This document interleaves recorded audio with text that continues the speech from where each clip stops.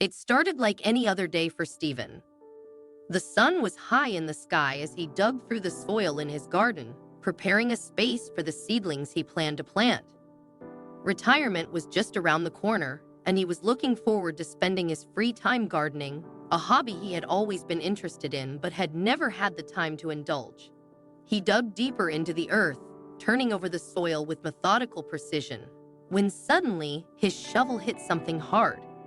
Curious, Stephen knelt down to inspect the object. He brushed away the dirt with his hand and was surprised to find an old watch, caked in mud and grime. He couldn't get a good look at it without his glasses, so he set the watch aside and finished up his work. At that moment, Stephen had no idea just how much this watch would change the course of his life. After finishing with his seedlings, Stephen brought the watch inside and showed it to his wife, Mary. Together, they examined the piece closely, intrigued by its worn, weathered appearance. It was clear the watch had been buried for a long time. Stephen had never lost a watch, and they had only moved into the house a couple of years ago, so the watch couldn't have been his. "Do you think it's valuable?" Stephen asked, his mind wandering to stories he had heard about people discovering hidden treasures in old houses, long-lost antiques or vintage pieces worth a small fortune. The possibility excited him. Could this be one of those rare finds?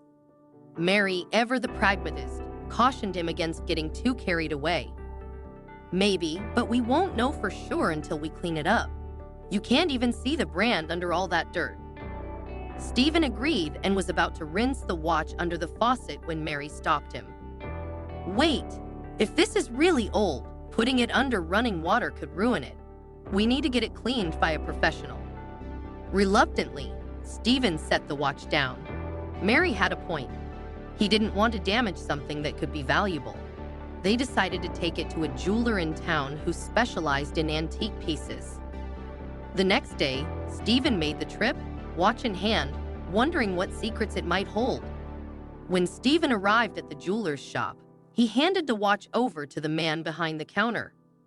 The jeweler examined the piece with raised eyebrows and immediately called over the cleaner, who seemed just as shocked by the state of the watch. "I've never seen a watch in such bad condition," the cleaner remarked. "But don't worry, we'll see what we can do." Stephen was curious to see the restoration process and asked if he could stay and watch. The jeweler agreed, as it was a slow day, and Stephen waited anxiously as the cleaner began to carefully remove the layers of dirt and grime. As the mud was scrubbed away, the watch's features started to emerge. The glass cover was shattered, and some of the internal mechanisms were damaged, but overall, the watch was still in decent shape. The cleaner replaced the broken parts, and when he was done, he handed the watch back to Stephen. "It's cleaned up now," the jeweler said, "but I'm afraid I've never seen a model like this. There's no brand name, no identifying marks. It's an unusual piece, but without a known brand, it's hard to say if it has any significant value." Stephen left the shop feeling a bit deflated. He had hoped the watch would turn out to be a rare luxury brand, something that could fetch a hefty price at auction. But now, with no brand name and no one able to identify it, the watch seemed like it might be just an old, forgotten relic. However, Stephen couldn't shake the feeling that there was more to the watch than met the eye. He had already spent money on having it cleaned, so he figured he might as well keep investigating. He decided to seek out a specialist in antique watches in the next town over. The reviews for this jeweler were excellent, and Stephen hoped that maybe, just maybe, this person could tell him something more about his mysterious find.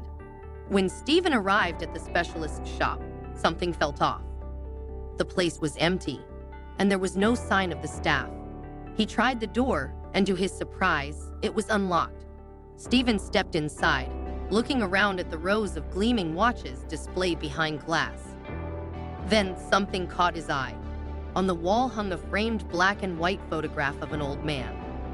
There was nothing particularly remarkable about the man, except for the watch on his wrist. Stephen's heart raced as he pulled the old watch from his pocket. He compared the two. They were identical, The watch in the photograph was the same as the one he had found buried in his garden. How could this be? The first jeweler had never seen anything like it, but here it was, captured in an old photograph. Excited by the discovery, Stephen quickly snapped a picture of the photograph on the wall with his phone. He called out, hoping to find someone who could tell him more, but the shop was silent. Uneasy, Stephen left the shop, his mind racing with questions. Later that evening, back at home, Stephen sat down with Mary and told her about the strange encounter. He hadn't mentioned the photograph earlier, not wanting to worry her, but now he was feeling unsettled by the whole situation. "I don't know what to make of it," he admitted. "It's the same watch in the photo, I'm sure of it." Mary listened, her brow furrowed in concern. "It sounds strange, but maybe it's just a coincidence," she offered. "Why don't we do some research? See if we can find anything online." Stephen spent the next few hours searching the internet, looking for any information on the watch or the man in the photograph. He came up empty. There were no records, no images, no mention of the model or the man. Frustrated, he was about to give up when his phone rang. The caller ID showed an unknown number.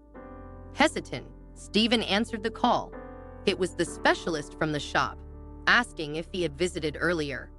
Stephen, confused, confirmed that he had. "I saw you on the security footage," the specialist said. "But why did you take a picture of the photograph on the wall?" The question made Stephen's stomach drop. How did the specialist know he had taken the picture? His hands shook as he quickly ended the call, his heart racing. Something wasn't right. Was he in trouble? Did it have something to do with the watch? The next morning, after a restless night, Stephen decided to go for a walk to clear his head. He turned his phone back on, only to immediately receive another call from the specialist. This time, the man sounded less accusatory, even apologetic. "I think we got off on the wrong foot," the specialist said. "I don't mean to alarm you, but the watch you found, it's important. Could you come by the shop again?" Stephen debated whether or not to go. He wanted answers, but the strange behavior of the specialist unnerved him. Still, curiosity got the better of him, and he agreed to meet the man later that day. At the shop, Stephen handed over the watch, explaining that it matched the one in the photograph. The specialist studied it in silence, turning it over in his hands. Finally, he looked up at Stephen with a grave expression. "This watch isn't just a piece of history," he said quietly. "It's tied to something much bigger. For your safety, I think you should leave it with me." "For my safety?" Stephen asked, his voice rising in disbelief. "What are you talking about?" The specialist refused to elaborate. He only repeated that it was best for everyone if the watch remained in his care. Stephen left the shop, more confused than ever, and hurried home to tell Mary everything. They decided to give the specialist one more call, but instead of the jeweler's voice, another man answered, a police officer. The officer informed Stephen that they had been monitoring the situation and were now taking over. Within minutes, special forces arrived at Stephen's house, securing the garden and forbidding anyone from entering. It wasn't long before historians and reporters also showed up, drawn by the commotion.